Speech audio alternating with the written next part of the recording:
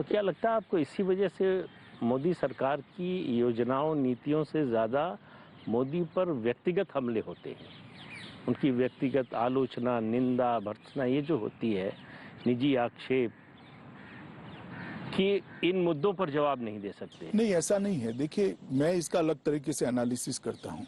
अपनी विचारधारा के प्रति निष्ठा रखना एक बात है और कोई और विचारधारा का व्यक्ति सफल हो जाए वो सहन न कर पाना एक अलग बात है। मोदी जी के केस में वो हुआ है। हमारे देश में 67 के बाद की कांग्रेस को गिन ले तो 3-4 बड़ी बड़ी विचारधाराएं चली। एक समाजवादी थे, वो आंदोलन सिमट कर पहले जातिवाद में परिवर्तित हुआ और फिर परिवारवाद में परिवर्तित हो गया। बिहार वगैरह छोड़कर पूरा परिवारवाद में।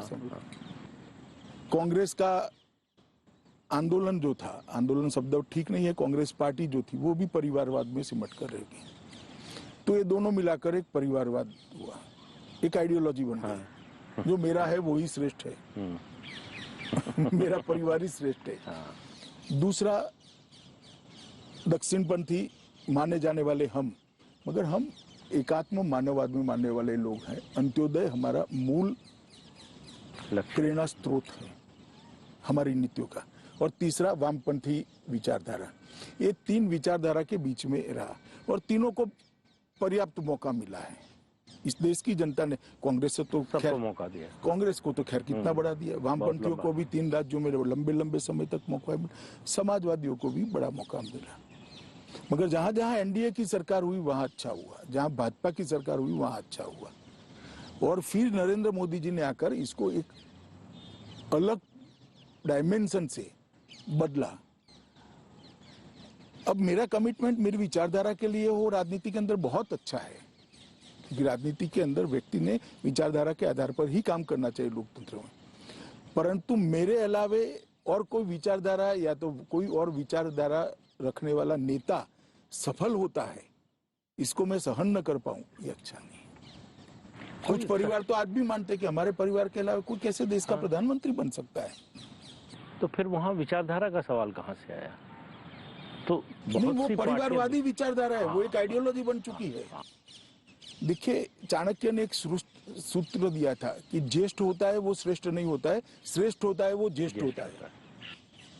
इन्होंने किया कि मैं ही श्रेष्ठ हूं, हमारे अलावे किसी को शासन करने का अधिकार नहीं है। जब मैं एसपीजी का कानून लेकर आया तो भाई गांधी परिवार को क्यों हटा रहे हो, भी क्यों रखे?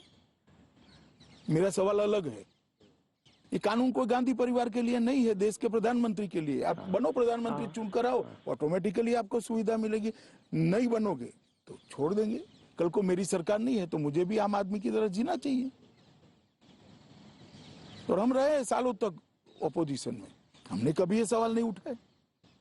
मगर ये जो मानसिकता है, इसी प्रकार से वामपंथी मित्रों की भी मानसिकता है कि ये कैसे सफल हो गए। इसके कारण व्यक्तिगत हमले होते हैं। मेरा तो राजनीति में मानना है, मैं इन सभी मित्रों को कहना चाहता हूं कि आप हमारी नीतिगत शिकायत जरूर करिए, जरूर करिए।